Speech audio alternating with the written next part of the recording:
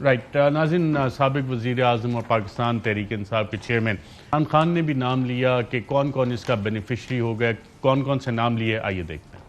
कैसे आसिफ जरदारी भी अब बच जाएंगे, नवाज शरीफ और उनकी बेटी मरियम शरीफ वो भी बच जाएंगे। आप पॉलिटिशियन जिनके ऊपर केसेस थे नैब के अंदर वो कैसे बचेंगे, शहबाज शरीफ का भी आपको पता है। अब ये सारे कैसे बचेंगे। इन्होंने एक सेक्शन 14 में अमेंडमेंट किया है। अब इन्होंने ये कहा है कि फेक अकाउंट के अंदर अगर कोई पैसा आ भी जाता है तो अगर उसमें अरबों रुपया भी आ गया, सिर्फ जो आखिरी वक्त फेक अकाउंट में पैसा होगा उसके ऊपर बातचीत होगी। अगर वो मसलन 100 रुपया ही बचा है, बाकी सारे मुल्क से बाहर भेज दिए गए हैं, तो सिर्फ 100 रुपए के ऊपर अब बात होगी। अब इधर फेक अकाउंट्स में जो पैसा आएगा वो नैब को साबित करना पड़ेगा कि ये पैसा जायज आया या ना जायज आया। इनको नहीं अब साबित करना पड़ेगा कि ये अरबों रुपए फेक अकाउंट चीनी वाले आए किधर से। खबर गुमन साहब, NRO2 की एक बात हो रही थी, सियासी तौर पे इसे NRO2 जो पाकिस्तान तहरीक इंसाफ कह रही है कि वाकई NRO2 है या कि एक लेजिस्लेशन हुई है, एक ऐसी पार्लियामेंट जिसमें अपोजिशन, नाम की अपोजिशन।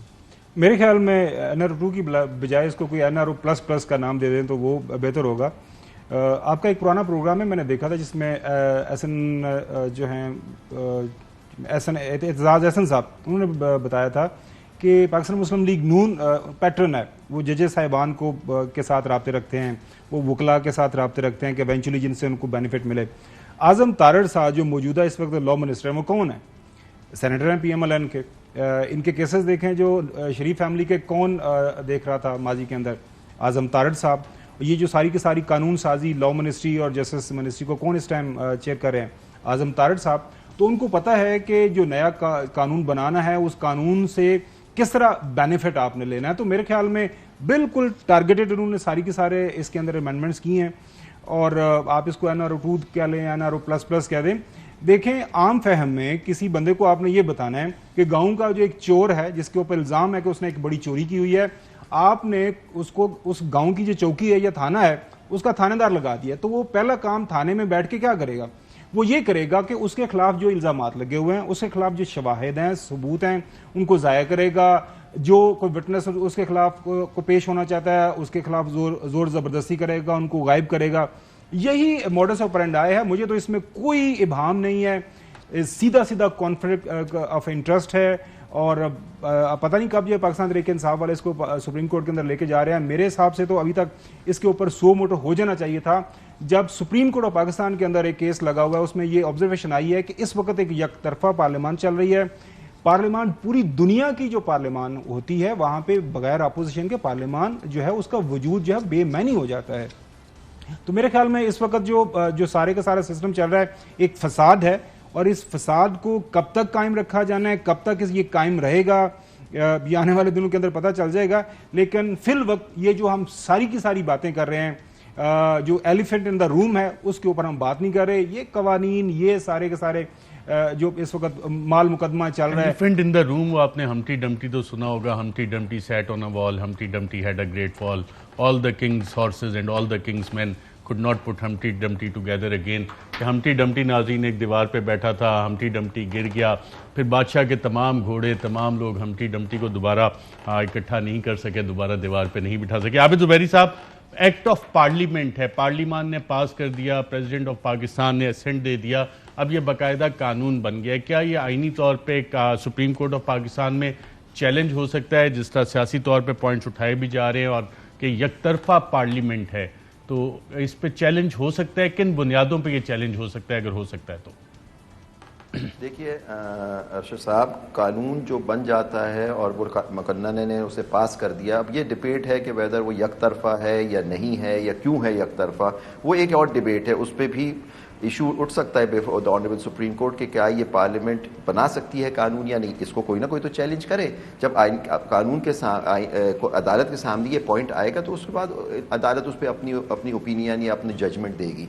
लेकिन कानून जो बन जाता है, अब इस वक्त दोनों हाउसेस ने पास कर दिया, सदर ने उसका असेंट कर दिया आइन के हिसाब से।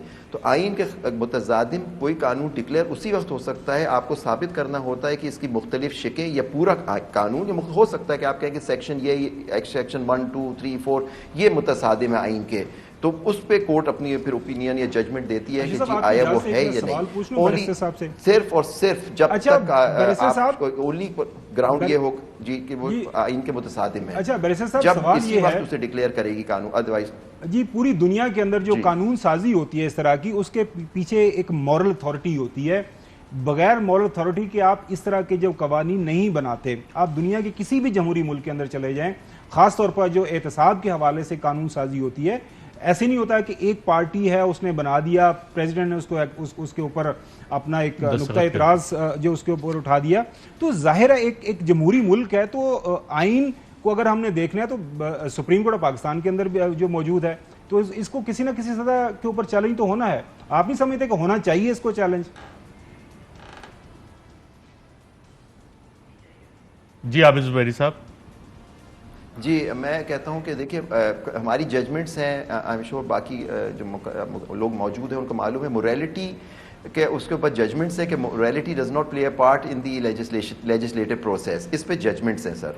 चले अगर आप कहते हैं कि मोरालिटी को होना चाहिए, बिल्कुल होना चाहिए, फिर ये सारी चीज़ें आइन कोर्ट के सामने आएँ, आप अपना मुद्दा बयान करें कि जी ये कानून किसी को फ़ायदा देने के लिए दिया गया। देखिए क्योंकि आप जानते हैं हमारे जजमेंट्स यहाँ अदालत की मौजूद हैं कि पर्सन स्पेसिफिक कानून साजी नहीं हो सकती, उसके खिलाफ जजमेंट्स मौजूद हैं।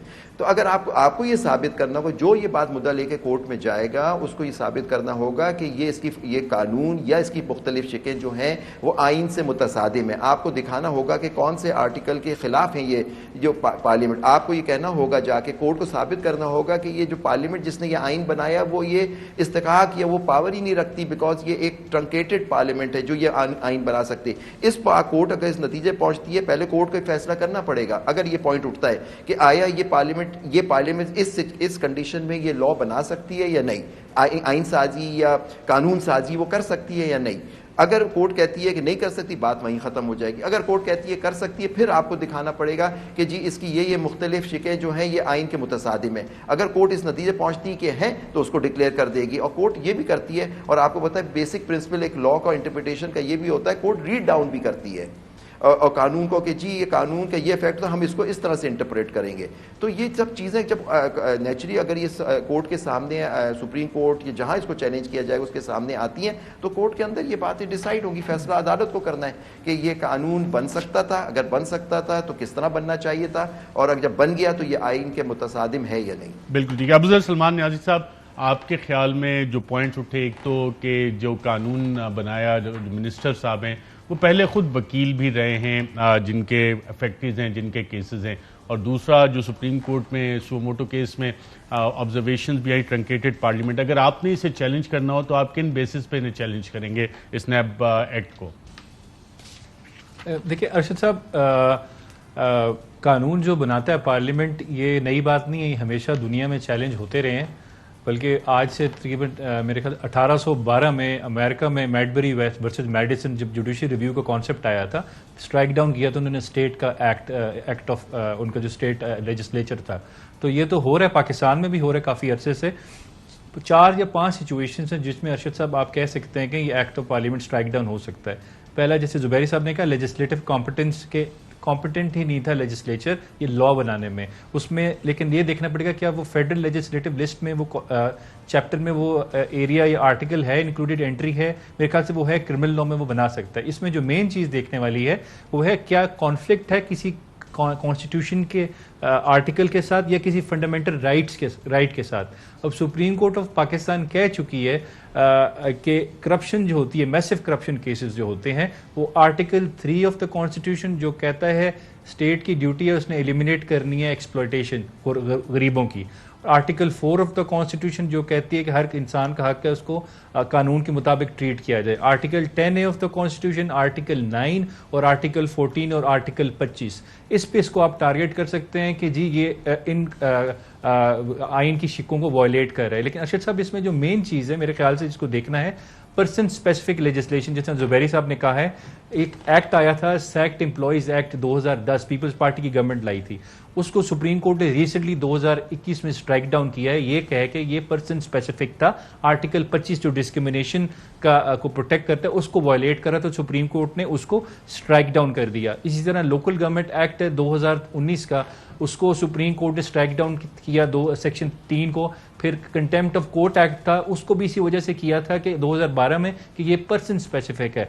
सो सुप्रीम कोर्ट इसको देखेगी क्या ये टच स्टोन ऑफ कॉन्स्टिट्यूशन पे इसको जज करेगी, क्या ये कॉन्स्टिट्यूशन की शिक्कें जो है उनके साथ कॉन्फ्लिक्ट में है, उसको कॉन्ट्रवीन कर रहा है। अगर वो कर रहा है तो फिर सुप्रीम कोर्ट इसको स्ट्राइक डाउन कर सकती है। तो ये अब देखना पड़ेगा। मेरे ख्याल से ख्वाजा हारिस साहब is PTI's lawyer, if I am not wrong, तो he is a very good lawyer और मेरे ख्याल से वो इसको देखेंगे। और जो आपने पहली बात की थी जी, इनके लॉ मिनिस्टर जो बना रहे हैं कानून, देखें अर्शद साहब, मैं आपसे हमारी काफ़ी डिस्कशन होती रहती है। एक टर्म है रेगुलेटरी कैप्चर। ये रेगुलेटरी कैप्चर होता है कि आप इस तरह की पॉलिसीज बनाते हैं, इस तरह के कानून बनाते हैं, आपका कॉन्फ्लिक्ट ऑफ इंटरेस्ट अराइज होता है और उसके बाद वो आपको बेनिफिट देते हैं। तो ये रेगुलेटरी कैप्चर आप इसको कह सकते हैं, लेकिन जिस तरह जुबैरी साहब ने कहा, हम मोरालिटी डिबेट में ला नहीं सकते, क्योंकि उसने फिर प्रिंसिपल्स ऑफ कॉन्स्टिट्यूशन पे इसको एवेलुएट करना है कोर्ट ने, मोरालिटी पे नहीं करना। कोर्ट कह चुकी है हमारी बड़ी दफ़ा कि मेलाफाइडीज जो है वो हम एट्रीब्यूट नहीं कर सकते लेजिस्लेचर को या पार्लियामान को। इस वजह से ये सिर्फ अगर एवेलुएट होना है, रिव्यू होना है इस कानून का, तो इस बेसिस पे होना है कि या ये कॉन्स्टिट्यूशन या आइन की किसी शिक के साथ कॉन्फ्लिक्ट कर रहा है कि नहीं कर रहा, और पर्सन स्पेसिफिक है कि नहीं है। बिल्कुल।